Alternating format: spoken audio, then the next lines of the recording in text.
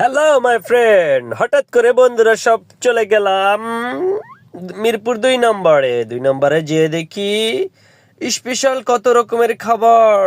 তাই 3 বন্ধু তাড়াতাড়ি সিলেক্ট করে বসলাম খাওয়ার টেবিলে।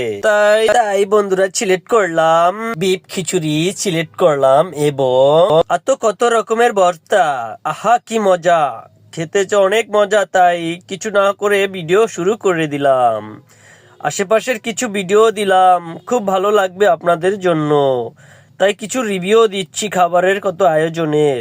আমার বন্ধু সোহাগ এবং রাকিব ওরূপে আমি তো জানেনই আমি কে, আমি আফরোজ।